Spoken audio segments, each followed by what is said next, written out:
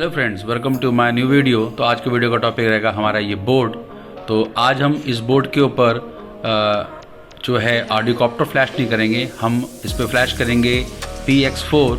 और इसमें मैं आज आपको बताऊंगा कि PX4 को हम लेटेस्ट वर्जन कैसे फ्लैश करेंगे, और अगर लेटेस्ट वर्जन में कुछ प्रॉब्लम आ रही है तो हम डाउनग्रेड कैसे करेंगे, ओल्ड वर्जन कैसे फ्लैश करेंगे। तो चलिए चलते हैं अपने सिस्टम के ऊपर।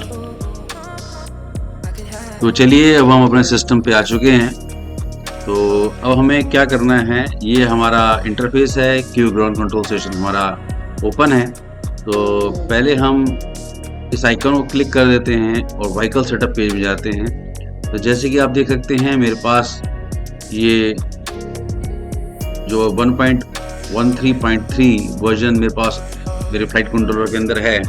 तो मैं आपको बताना चाहूँगा कि ये जो फ्लाइट कंट्रोलर है ये हमारा बहुत पुराना फ्लाइट कंट्रोलर है। शायद मैंने भी ये 2017-18 के दौरान में लिया था। तो उस समय अगर मैं कहूँगा कि उस समय तक तो ये फ्लाइट कंट्रोलर के ऊपर से पुराने वर्जन चलते थे, और जो लास्ट वर्जन है वो जो अभी न्यू वर्जन है वो 1.15 है। तो अगर मैं कहूँगा कि इसको भी अगर हम फ्लैश करेंगे तो शायद ये वर्जन भी जो है हमारे फ्लाइट कंट्रोलर के साथ कंपैटिबल नहीं है। तो ये सिर्फ मैं एक डेमोन्स्ट्रेट के लिए बता रहा हूँ, आपको दिखा रहा हूँ, वीडियो बनाया है। वैसे मैंने एक लास्ट वीडियो बनाया था, मैंने आपको बताया था कि मैंने माइक्रो एयर के फ्लाइट कंट्रोलर के ऊपर 1.13.3 मैंने फ्लैश किया हुआ है। तो उस पर वो बहुत अच्छी तरीके से काम कर रहा है। और इसमें मैं एक चीज़ और बताना चाहूँगा कि अगर आप फ़िलहाल तो मैंने बड़ा एक फ्लाइट कंट्रोलर लगा रखा है क्लोन। तो अगर मैं माइक्रो एयर की बात करूँ तो माइक्रो एयर के अंदर बहुत ध्यान देने वाली बात है कि अगर आप ये वर्जन माइक्रो एयर पे लगाएंगे तो आपको सैटेलाइट्स जो हैं आपके पुराने GPS M8N जो था GPS, उसके ऊपर आपके सारे सैटेलाइट्स आपके मिल जाएंगे, और वो जो है GPS उसके साथ में मैच करता है। और अगर आप उसमें 1.14 अगर आप फर्मवेयर की तरफ जाएंगे तो उसके ऊपर M10 GPS लगता है। ये ध्यान रखने वाली बात है कि इसके बाद से आपके जो GPS है वो M10 को ही सपोर्ट करते हैं फ्लाइट कंट्रोलर। और अगर आप इस वाले वर्जन के ऊपर M10 GPS लगाएंगे तो नहीं चलेगा M10। तो ये एक अलग सी बात है, फिर भी मैं बता रहा हूँ एक नॉलेज के लिए कि ये चीज़ ध्यान रखनी है आपने। तो फिलहाल अभी मैं माइक्रो एयर से हटके नॉर्मली पुराने बोर्ड के ऊपर आ गया हूँ, क्योंकि सिर्फ मेरे को आपको बताना है कि अगर हम बाई चांस बिगिनर्स अगर बाई चांस नया फर्मवेयर आया और फटाफट से उसको फ्लैश कर दें और उसके बाद वो पुराने फ्लाइट कंट्रोलर्स के ऊपर ना चलें तो उसको डाउनग्रेड कैसे करना है, तो अब मैंने इस वीडियो को इसलिए बनाया है। तो चलिए अब हम एक काम करते हैं, हम पूरा एक स्टेप करते हैं कि हम पहले इस पर हम एक लेटेस्ट जो वर्जन है हमारे पास, जो अभी हाल में शायद 1-2 हफ्ते पहले आया है, हम वो फ्लैश करते हैं। तो उसका प्रोसीजर क्या है आप ध्यान दीजिएगा। फर्मवेयर की तरफ आपने टिक करना है। फर्मवेयर की तरफ टिक करने के बाद आपने एक बार फ्लाइट कंट्रोलर को आपने यहाँ से डिस्कनेक्ट कर देना है। तो जैसे कि मैं अभी डिस्कनेक्ट कर रहा हूँ फ्लाइट कंट्रोलर को, वापस से मैंने को प्लग इन कर दिया फ्लाइट कंट्रोलर। तो अब फ्लाइट कंट्रोलर मैंने प्लग इन कर दिया। अभी क्या करना है, मैंने सिंपल आपको यहाँ से ये ओके कर देना है। तो अभी हमारा जो फर्मवेयर है लेटेस्ट जो हमारे को शो हो रहा था 1.15, तो ये फ्लैश हो रहा है। तो अभी इसको हम फ्लैश होने की वेट करते हैं। फ्लैश होने के बाद मैं अब आपको बताऊंगा कि अगर ये गलती से बिगिनर से फ्लैश हो जाए तो बिगिनर्स को क्या करना है डाउनग्रेड करने के लिए, क्योंकि मिशन प्लानर के ऊपर सारे फर्मवेयर अवेलेबल हैं, पुराने भी आपको मिल जाएंगे और वो इजी रहता है वहाँ पर सब कुछ काम करना, पर इतना इजी यहाँ नहीं रहता। तो फ्लैश करने के लिए हम लोग जो है PX4 की गाइड में जाएंगे। वहाँ पर हम पुराने रिलीज जो हैं, जो पुराने फर्मवेयर हुए थे स्टेबल वर्जन डेवलपर्स ने डेवलप किए थे और वो साइट के ऊपर हैं गिटहब पे, तो वो मैं आपको दिखा देता हूँ। ये है हमारा, अगर हम लोग पुराने वो देखना चाहेंगे तो मैं एक बार पहले इसका फर्मवेयर पूरा फ्लैश हो जाए तो फिर देखते हैं। तो पहले कंप्लीट हो जाए काम, तो थोड़ा सा टाइम लगेगा फर्मवेयर फ्लैश होने में।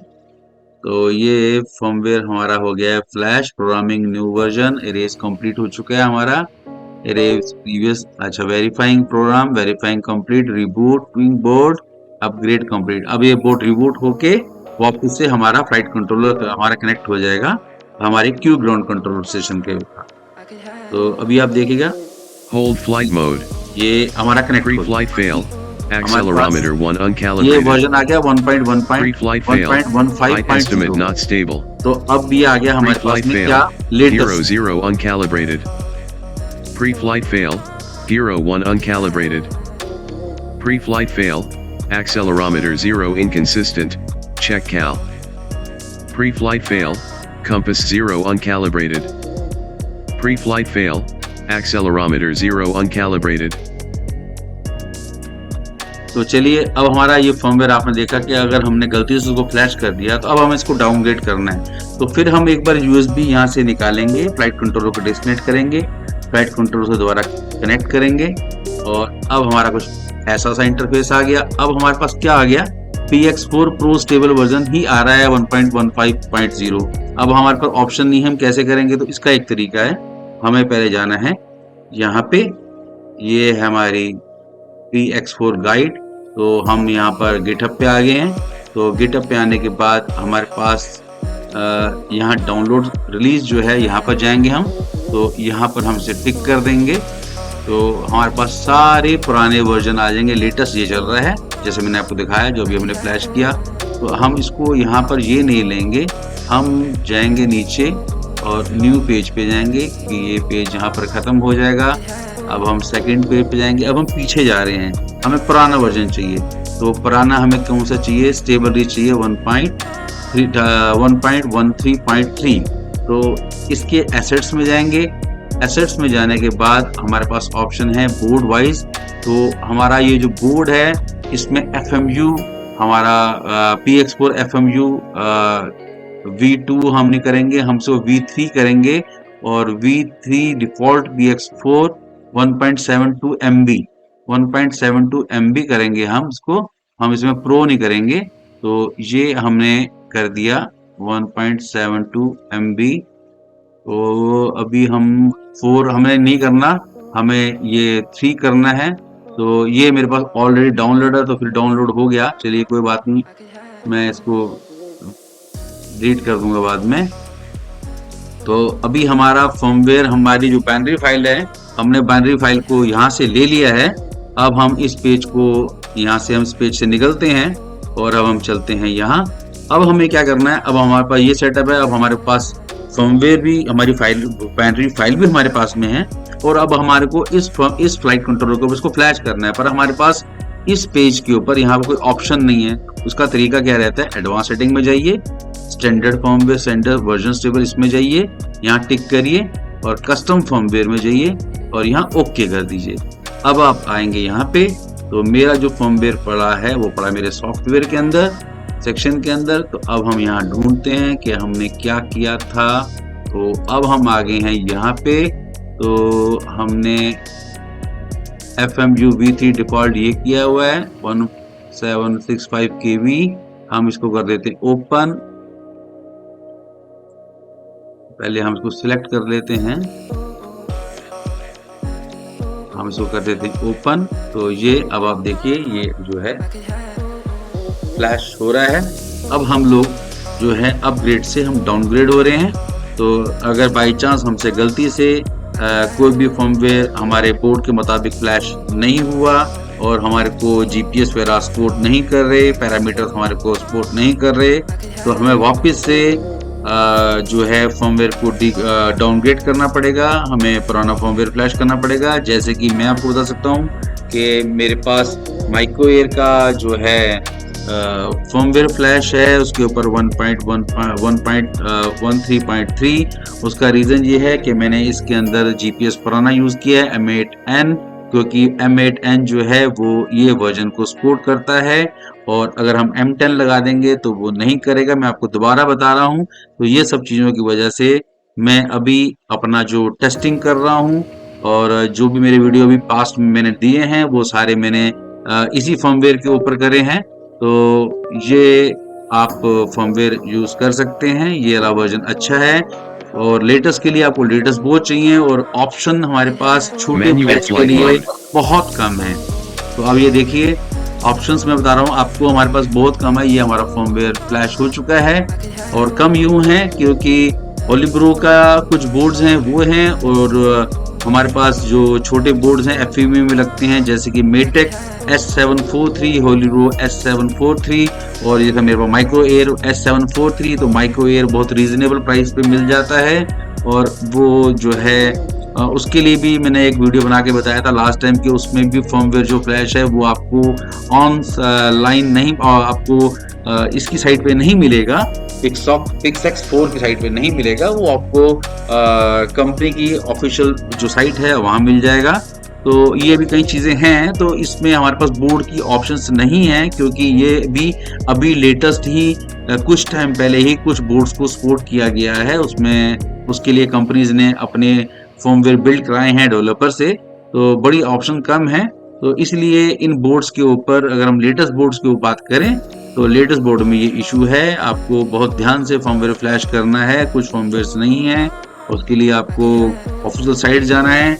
बाकी जो पुराने बोर्ड्स हैं पीक 2.4.8 तो ये सब पुराने क्लोन बोर्ड्स हैं, इतने रिलायबल भी नहीं है, 2-3-4 बार अगर आप इनको फ्लैश करेंगे तो ये करप्ट हो जाते हैं। तो फिलहाल ये वीडियो मैंने बनाया था आज आपको दिखाने के लिए, एक डेमोन्स्ट्रेट किया था कि इसको हम फ्लैश कैसे कर सकते हैं, अपग्रेड और डाउनग्रेड कैसे कर सकते हैं। तो चलिए थोड़ा अब ये तो क्लियर हो गया, थोड़ा सा एक बार हम इसके अंदर जाते हैं, इस फ्रेम के अंदर। ठीक है, सिंपल सा मैं बता देता हूँ आपको, नेक्स्ट एक वीडियो बनाऊंगा मैं प्रॉपर आपको बताऊंगा कि इसको हम लोग पूरा सेटअप कैसे करेंगे। देखिए यहाँ पर ये फ्रेम टाइप सेट करना है आपको, जैसे जेनरिक क्वाडकॉप्टर, ये आप फ्रेम सेट टाइप सेलेक्ट कर दीजिएगा। ये आपको 2.4.8 के हिसाब से बता रहा हूँ। और अगर आप माइक्रोवेव वगैरह के अंदर या होलीब्रो या मेटेक में जाएंगे तो आपको एक एक्यूटर मिलेगा, एक अलग सा एक और आपको पेज मिलेगा जहां पर आप बीटाफ्लाइट और आईनैप की तरह उसको सेट कर सकते हैं, उसकी मोटर को, उसके मोटर ऑर्डर्स को। तो वो एक डिफरेंस है, वो मैं जब आपको एक नया वीडियो बनाऊंगा तो दिखाऊंगा। उसमें सेंसर कैलिब्रेशन के लिए आपको कंपास कैलिब्रेशन करना है, जायरो करना है, एक्सेलेरोमीटर करना है, तो ये सब कुछ आपको करना पड़ेगा ये सब चीज़ें। और रेडियो कैलिब्रेशन के लिए आपको जो है ये देखिए, जैसे मैं आपको कंपास दिखा देता हूँ, कंपास का इंटरफेस कुछ इस तरीके का आएगा, जायरो का कुछ इस तरीके से आएगा, कंप्लीट अपने आप ही कंप्लीट हो जाता है ये सीधा रखने के बाद। फिर हम लोग करेंगे एक्सेलेरोमीटर का कुछ इंटरफेस इस तरीके से आएगा। रेडियो कैलिब्रेशन का थोड़ा सा प्रोसीजर डिफरेंट है ऑडियो पायलट से, तो वो भी आपको अगले वीडियो में समझ में आ जाएगा। ये चैनल्स हैं, कौन सा फ्लाइट मोड आपने सेट करना है और कौन सा आर्म स्विच आपने असाइन किया हुआ है। किल स्विच इसमें एक बहुत अच्छी चीज़ है कि अगर आपका डिसआर्म आपको करना है तो आपको अगर इसमें किल स्विच मिल जाता है, इमरजेंसी किल स्विच, आप इमीडिएट शटडाउन, एकदम बिल्कुल इमीडिएट आप उसको शटडाउन कर सकते हैं सारी मोटर्स को। फिर पावर के लिए ये आपके ऑप्शंस हैं, मोटर्स के लिए पुराने तरीके की ऑप्शंस है, पर नए बोर्ड्स के अंदर ऐसी ऑप्शंस नहीं आती है। तो उसमें एक्यूटर्स का एक पेज आता है, उसमें काफ़ी अच्छी ऑप्शंस हैं, आप मोटर को रिवर्स भी कर सकते हैं। सेफ्टी के लिए ये सब चीज़ें हैं, PID ट्यूनिंग कुछ नहीं करना, फ्लाइट बिहेवियर को आपने कुछ नहीं करना, कैमरा ट्रिगर नहीं कोई ज़रूरत है। पैरामीटर्स जो रहेंगे वो नई वीडियो जब बनाऊंगा मैं आपको, तो जिसमें हमें जैसे इलस रिसीवर वगैरह ऐड करने हैं, तो वो सब चीज़ें, टेलीमेट्री कैसे जोड़नी है, टेलीमेट्री के बॉड रेट कैसे जोड़ने हैं, टेलीमेट्री अगर कुछ कंपनी अगर वहाँ पर मेरे बोर्ड के ऊपर जैसे अगर वरना है नॉर्मल बोर्ड के ऊपर 2 टेलीमेट्री हैं, तो लेटेस्ट वाले बोर्ड के ऊपर 3-3 4-4 टेलीमेट्री हैं, तो कैसे उनको सेटअप करना है, तो नेक्स्ट वीडियो में हम बना सकते हैं इसको, एक वीडियो उस पर बन जाएगा। तो आज के वीडियो को हम यहीं ख़त्म करते हैं। और अगर आपको उस पर कुछ कमेंट करना हो, कमेंट आपने मुझसे कमेंट बॉक्स पे आप कमेंट कर सकते हैं, मुझसे कुछ पूछ सकते हैं, तो जितनी मेरी नॉलेज होगी मैं उतना आपको जरूर बताऊंगा। तो थैंक यू, बाय बाय, आज के लिए गुड नाइट।